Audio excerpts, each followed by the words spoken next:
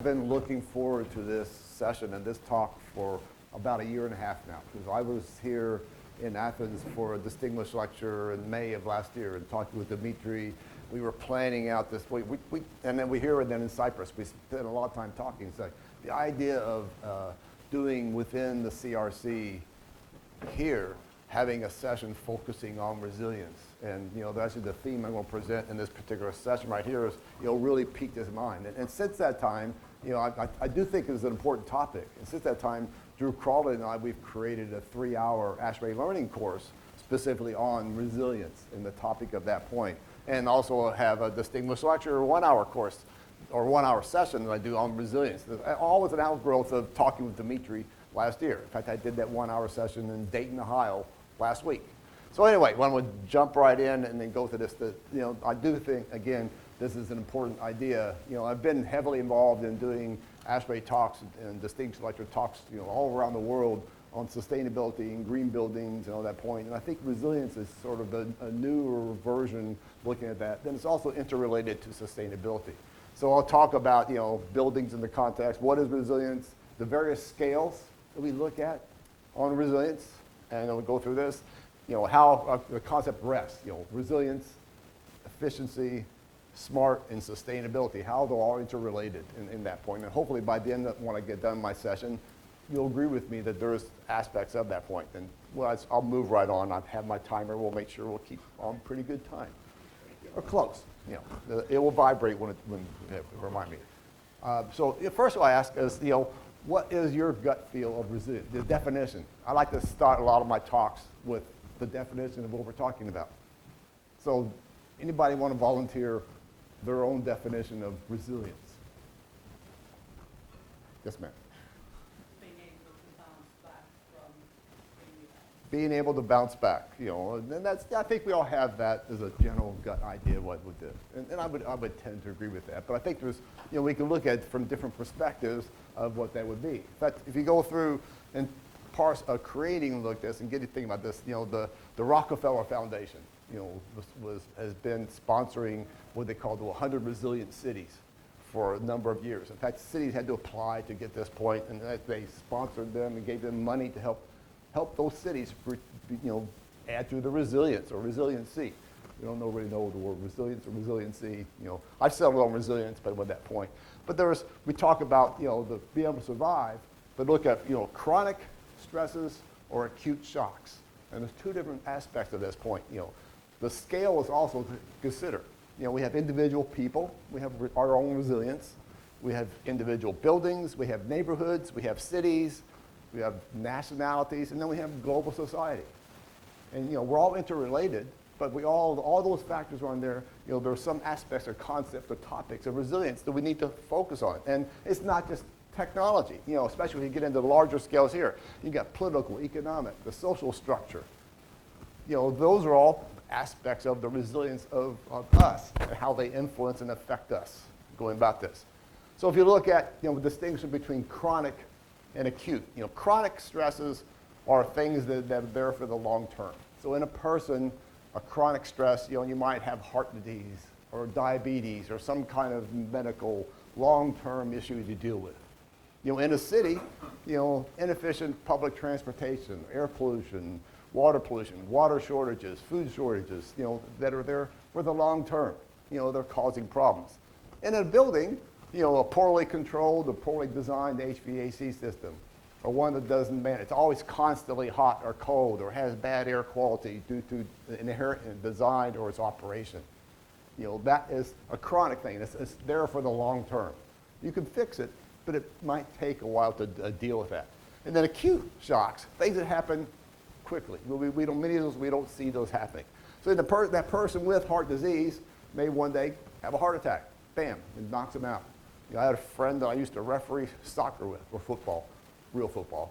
And he would, after finishing doing a college game in the U.S. State, went out in the parking lot, had a heart attack, and he never even got inside his car.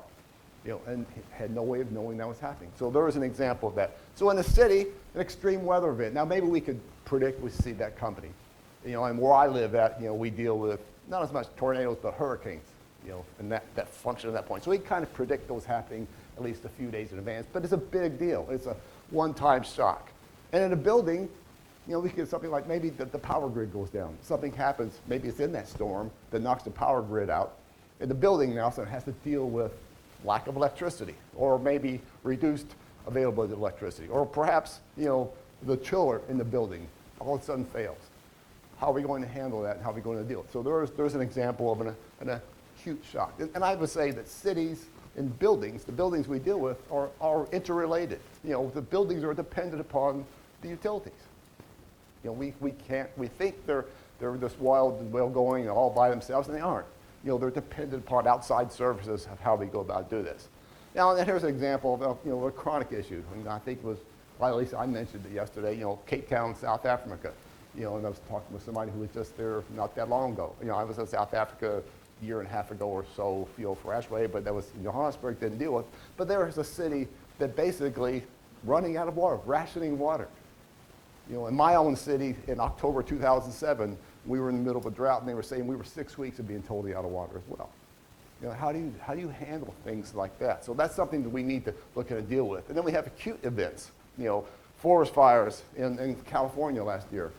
Billions of dollars of damages, and hundreds of homes destroyed. That, the Rhine River in 2018. Basically impacting shipping up and down there. Flooding. And there, of course, you can recognize, acute events due to natural causes or human-induced causes right there. The lower right, there was the New York City subway system after Hurricane Sandy in, I think it's 2012. All that electrical equipment down there powering that was flooded. It took them a lot of time to get back to recovering from that.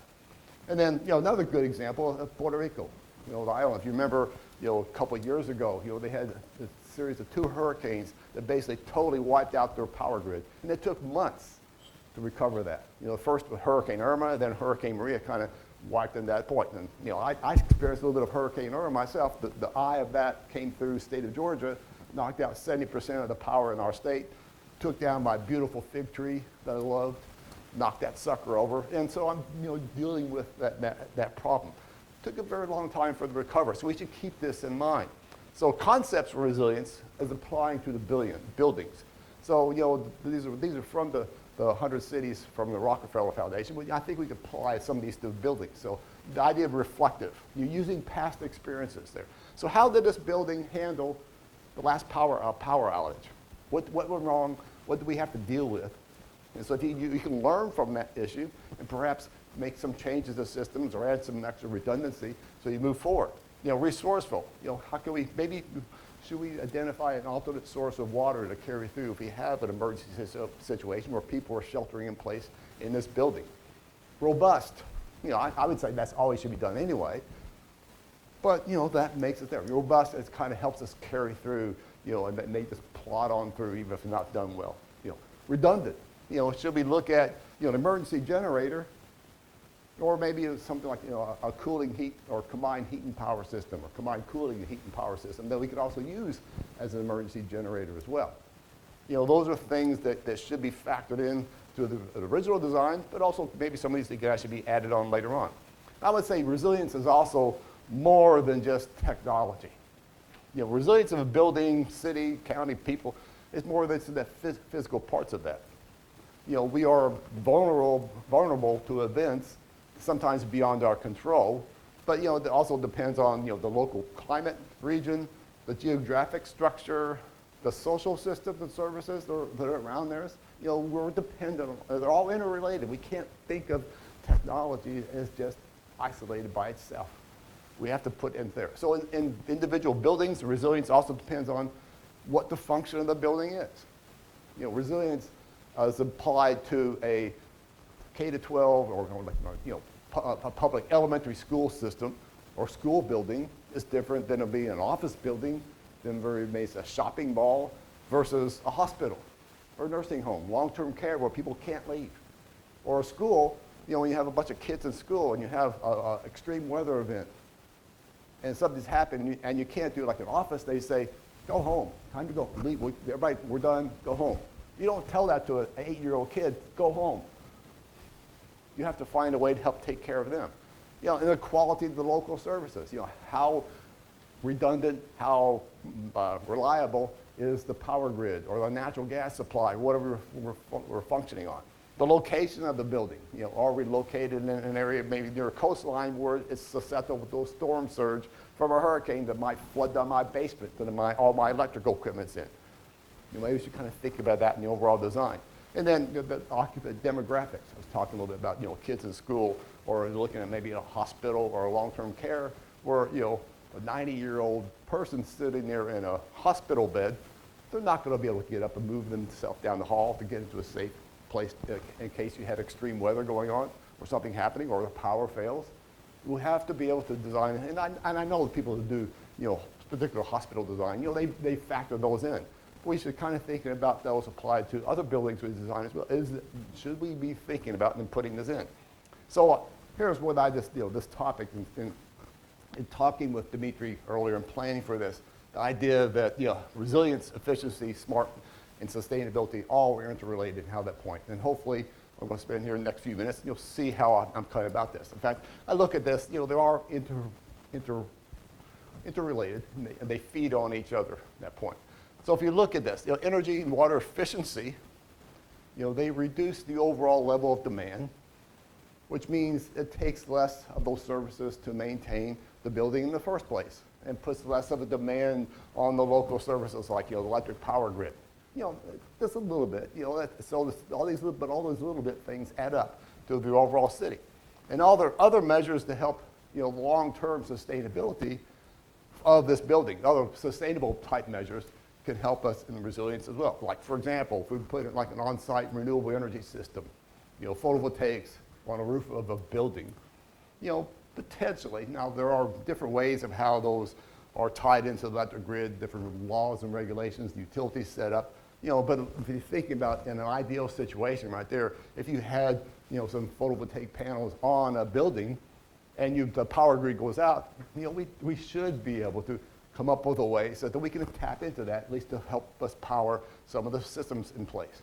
I know in some cases, in fact, where I live at, the utility does not allow that. You have to feed in the grid to take off the grid goes down, and you're done. That's my opinion. It's stupid, but we move on from there.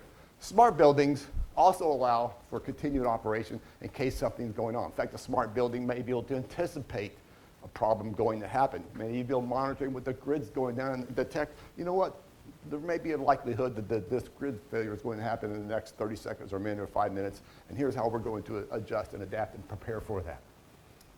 We're getting to the point where we have that potential. So efficiency helps with resilience, reduce, like I say, reduce demand, on the electric power or the natural gas line. The lower consumption reduces the strain on those services to help maybe eliminate or reduce the impact on the utilities that provide that in case there's a disruption.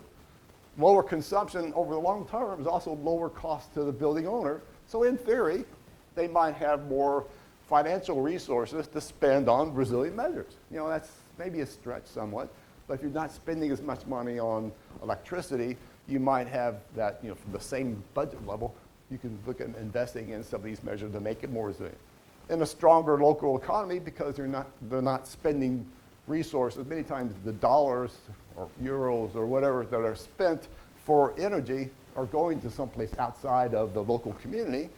All right, so now if you're keeping that money in there, that helps that economy stay stronger. There's less externalities. Externalities are the concept where things that you do have a negative impact. Air pollution resulting from, coal-fired power plant is a classic example of an externality. And then, again, reduce efficiency, maybe it's easier to survive grid disruptions. Water efficiency, similar to that in that aspect right there. And again, we talk about the idea in Cape Town. During that time period, when they were working towards, are we going to get to day zero or not? People were being asked to reduce demand. Well, again, it was a long-term chronic issue, the series of droughts. I'm not sure what they did to prepare for that point. But buildings that use more water efficient, at least for reducing the demand, they help prolong the time before that it got really worse or got bad for them. And you look at the impact of that particular drought in the Cape Town area.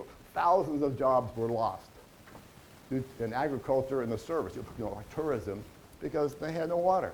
So it's not just impacting people's, daily functions. It's actually impacting their lives, and many people actually moved away from there and probably will never come back to that region because of that point.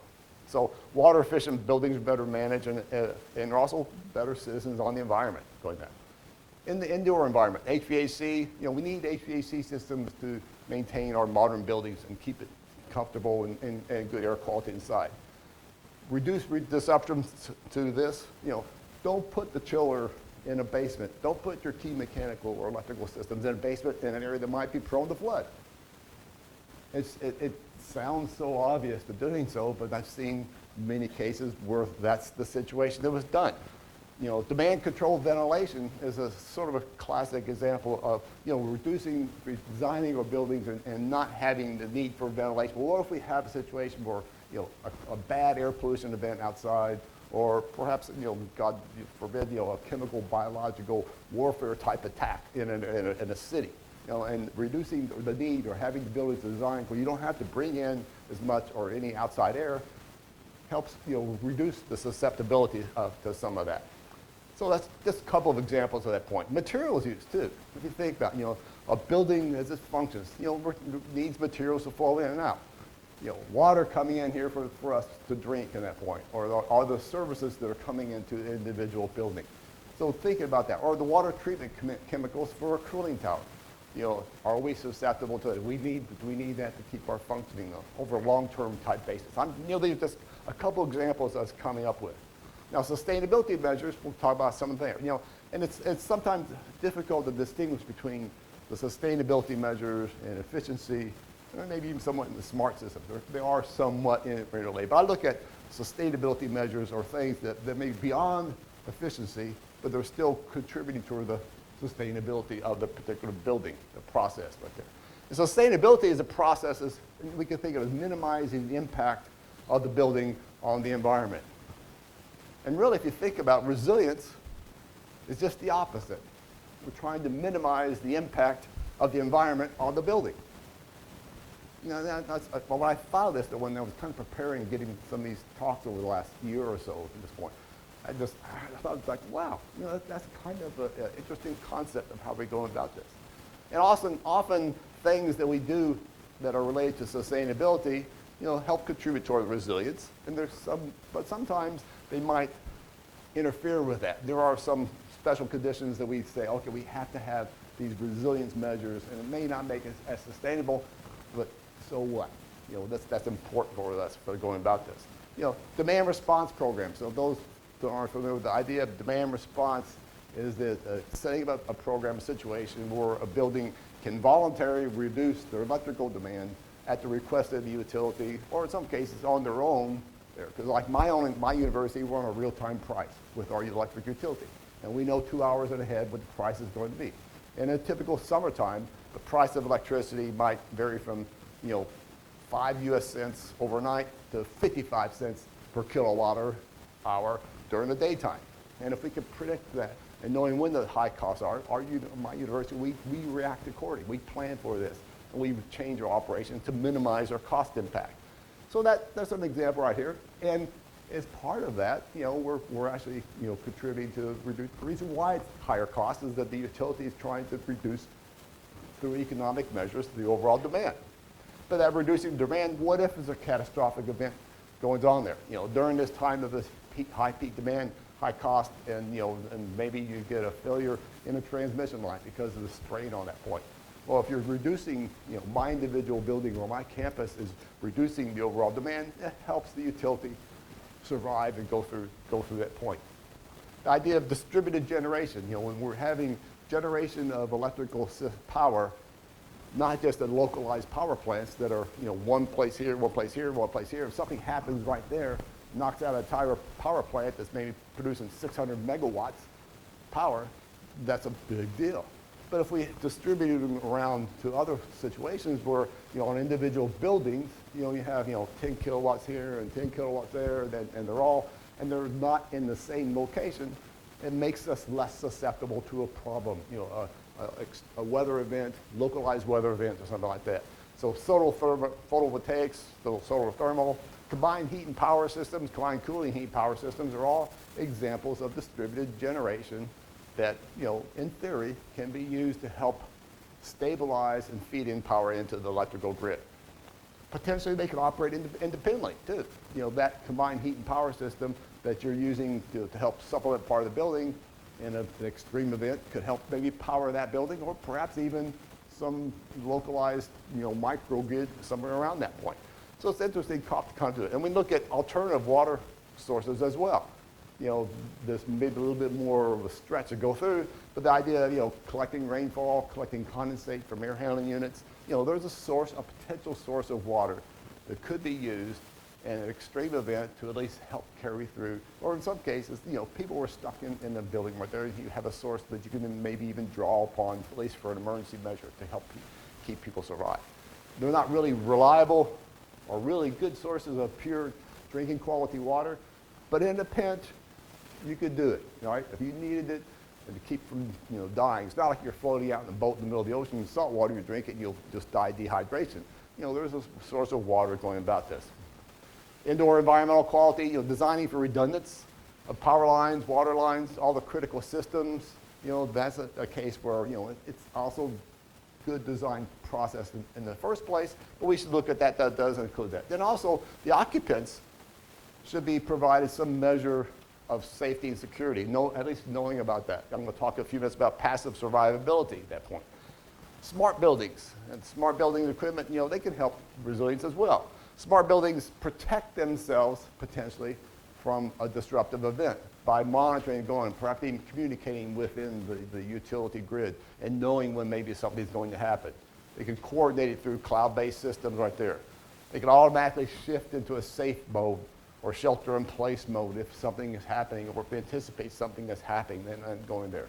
So I think we're going to look at for request and demand from the newer building designs to have some of this. So if you look at the idea of smart buildings and smart grids, we kind of look at from an overall grid basis, distributing around maybe individual buildings on a campus or in a downtown area like this.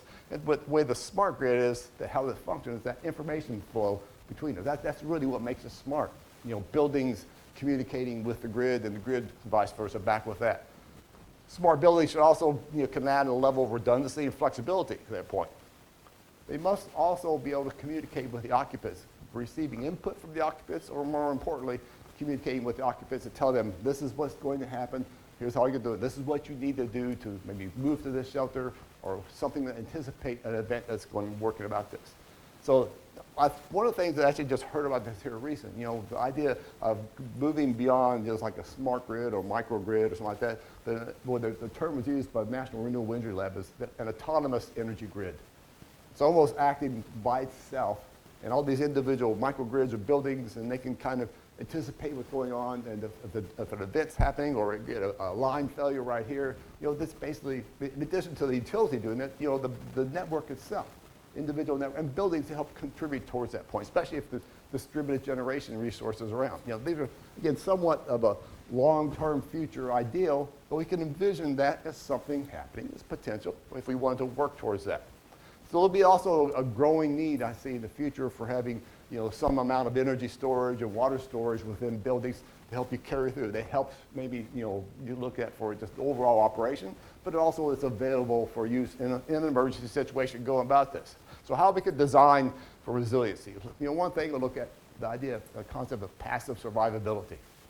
Can we survive, maintain minimum habitable conditions in a building in an extreme event? You've got in a colder climate, you've got extreme snowstorm coming through, and it's so bad that people really can't leave. All right, so can we maintain the conditions inside that space so people can at least survive for a couple of days until it gets cleared up and you get home? Or you get a weather event, in my type of climate, a hurricane comes through and just basically makes it almost impassable to go through. Can we keep people in that space and keep them alive? So it's kind of like the shelter-in-place concept we do. Strategies there, make it resilient to the storm, avoiding the need for cooling or heating, or minimizing that point. I have the ability to provide for natural ventilation if we need it. Maybe it's not always done, but if in an extreme event, we got these sealed up windows. Well, can we possibly have it so that they can be opened up in an extreme event, to at least get some ventilation in place. Idea of passive solar heating, and especially in the colder climate. Renewable energy on-site, I've already kind of talked about that, and on-site water collection. We'd also need to look at ways of future-proofing our buildings, keeping them resilient in the future. There was a projection of just roughly 10 years from now with this I think was from 2010, so it's like the deviation there. But in terms of what anticipating where the rainfall, precipitation, the water available, decrease. Some places in the world is actually going to get wetter, but some places are going to get drier. And I always kind of point out, like Spain right here, it's a fairly dry climate anyway, and there's some projections there that it's actually going to get worse. And plus, as population grows and the same amount of water is there, you have less water per person. We also look at future temperatures. And the fact that, there's a really cool website I heard about a few years ago, and I can't dig it up now, I'm not sure it still exists, but actually you talk to various cities and look at projections in the future and different models, climate models of what there might be. That was in the SIPSE conference in Loughborough 2 or 3 years ago when somebody told me about this. So I'm looking at right here, this is Atlanta, Georgia, all that. These are a plot of projection of number of days in the year where it's above 35 degrees C. And I thought, just for fun, last week I looked at, well, this year could be pretty hot this year where I live at. So where are we at?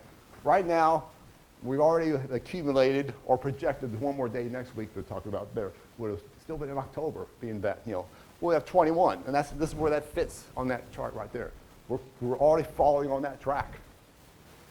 So we should design for that. And in fact, even if we're designing a building looking at 10, 20, 30 years in the future, we might have multiple days in a row where it's 35, 40 degrees, and the city just not going to cool down. We have to realize the building's not going to naturally cool down by itself. So ways to design, mitigating, identifying the hazards, assessing the vulnerabilities of a building, analyzing the impact, what impact will that have, and then basically modify the programming, perhaps even in the building, to adjust for that in the first place, or at least how we design our systems to adapt to that. So how ASHRAE is doing this? Got a couple more slides over here a bit. I think we got 1 minute left, maybe. But how ASHRAE is addressing this. That's actually interesting, just rolling off as a director of large, we participated in the process of doing our strategic planning. And one key aspect of that was the strategic plan that's just going in place right now is actually looking at resilient systems. Actually one of the titles, Resilient Buildings and Communities. And so I would encourage you, to go through and look at the strategic plan for the ASHRAE, how it's going to address some of that. In fact, we've created a whole new TC specifically on resilience and security. Go figure. That kind of, that tells you right there how much ASHRAE is recognizing the importance of that.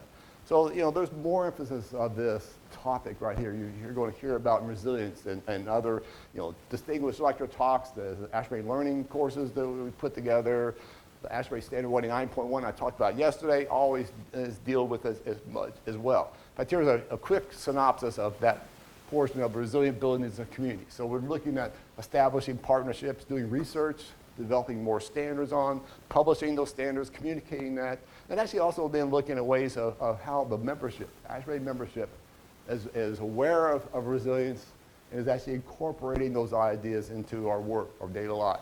Myself, into the students that I work with now, or back when I was in industry, how would have we done designs for future buildings or industrial buildings to survive some things like this. With that, I'm sorry I went 1 minute over, but I'm close. I'm almost out of breath. I had 44 slides to go through in 30 minutes, and I did it.